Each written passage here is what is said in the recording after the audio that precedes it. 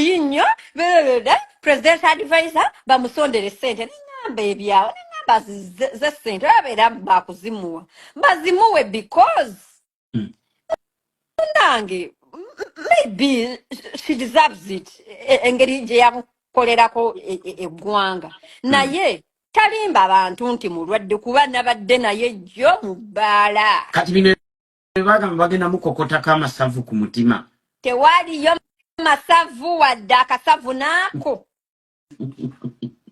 naliwo ng'omujulizi oyo ye naliwo ng'omujulizi kyova olaba nagamba temutawaana kakati enkeera I think after 2 days abantu nga maze okubawa amawulire kusasira n'alinnya n'agenda ndowooza after like 4 days n'ava Canada n'agenda wa America naye nga tetunnagenda America kase ayina wano omukazi eyamureceiving bamuyita Diana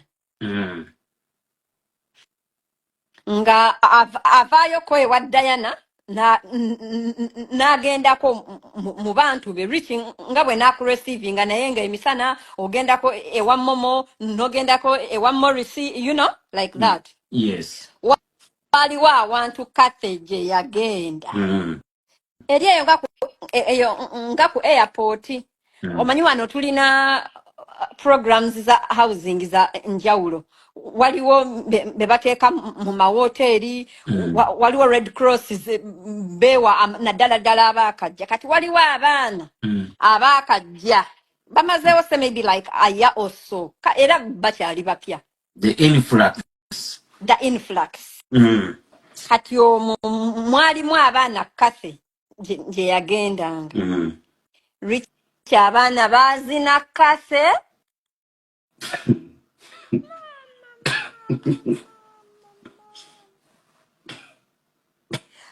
rich abaana baazina kase overdrive ya rabbi Mungu okumanya baazina kase waliwo n'omuvubuka eyali amuvuga nga bw'onoobeeraawo n'ogamba mma nti ojja kunvuga nga mukko wano naye yazina naye kati okumudda omanyi ekitonde ekikyala abantu we bakuyitamu baba bategedde ekyama kyo ate if it's not more than one person batandika okuyisaamu agaki agengege kakati wano mu kunywa jjukira kate munywi bambi obuwalagi bwe okunywa okukola kinaanywa n'atamiira ne basika ku kutu ne bakuba empere mukwano nze sisala wallahi billahi tulira buulizi nze munange nyabwe tulinda Franka soko gatumalireyo gano kase akuba essimu mu kafaako keyalimu nkali awo nga ku emisisaga eyo kumpi ne airport waffe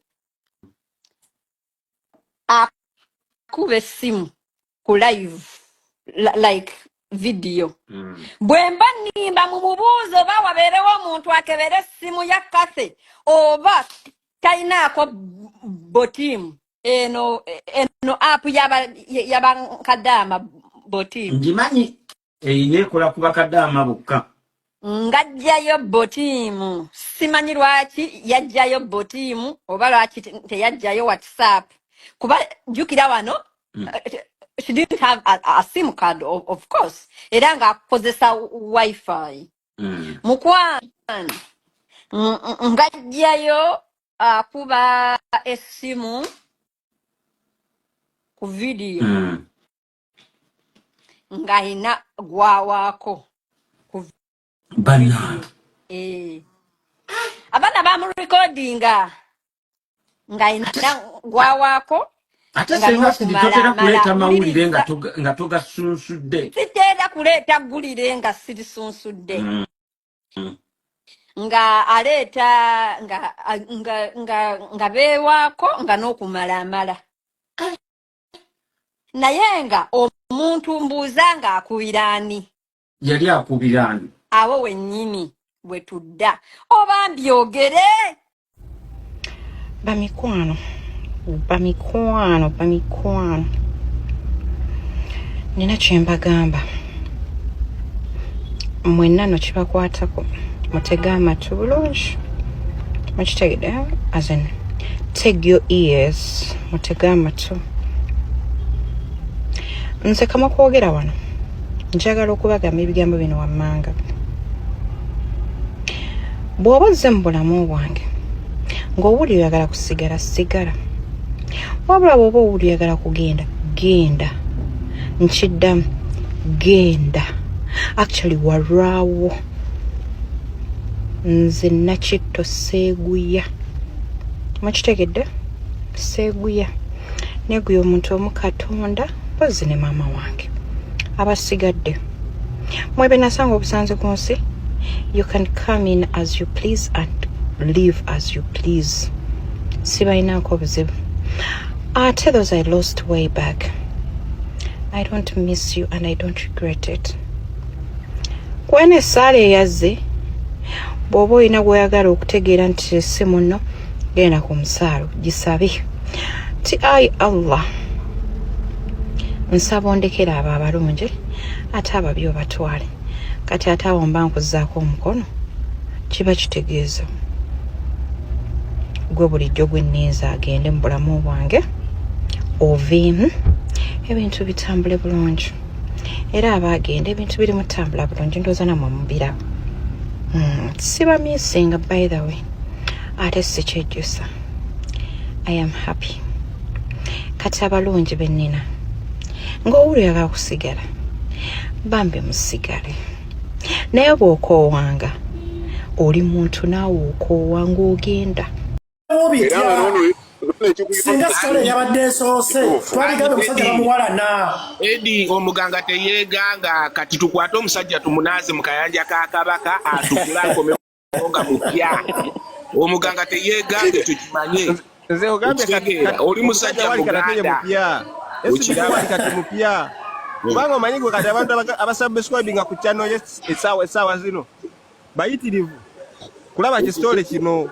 Temugamba yalinye gye gava. Tanalinyayo naye omuganga teyeeganga. Edi tukwate omusajja wo tumunaaze mu kayanja ka Kabaka. Nze ndabanga yeesabye amazi. Zeddalu ezaaki zimuveeko kati atereere mu layini.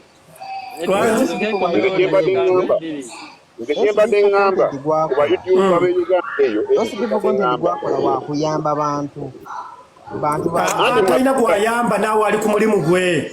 Anti wulira ye content wa bantu banaku balina bizibu abantu nga bagawapirawo kuba kubako okudisiivinga anti kale gutwale nti mulimu gwe. Kati oba musiru n'owaayo alifunamu ssente. Anti wulira mulikyokkiriza abakkiririza mu bintu ku bintu byabayogedde sifunamu nnyo abakkiririza mu bintu by'okwawula tugamba bitufu. Bw'oba ofunye ssente ng'ofunye miliyoni emu okuka yenna nnyini mulimo nga gw'oteku mulimo esibipo yaguleese ofunye miliyoni emu jjako enkaaga okuwaana naye esibipo wafuna enkaaga wafuna akakadde oli amuwa 10 n'ali 9 ebyo tebijja kukola bijja mula anti labayo esibipo wabanga yafuna akasente muzeyi n'amuwaako kati okusinzira kayumba nga wekaali kaŋŋambe oba n'okumuteeka obutasi mu kamera muzeyi n'abeera nga basobodde omucontributingira akkiriza obagamba senga tatali kamera SB4 muzeyi senga tali awo waali singa contribution SB4 gyamukoledde sitole eyo wegenda ku YouTube anti kaakati kirifu ekintu kyamwerabidde kiri ekintu kimu nti bw'ogenda n'omatiza gavumenti n'ekuwa ssente olina okugiraga accountability.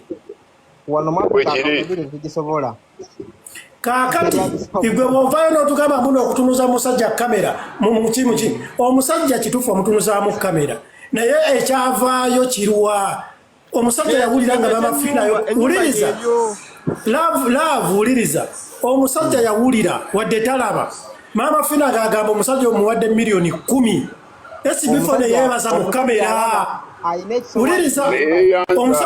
wuliriza esibifo ne yeebaza mu kamera kati ate avaayo ate ne wayita ennaku ziizo avaayo ate natugamba bamuwanya nga luli yeebaza milioni 10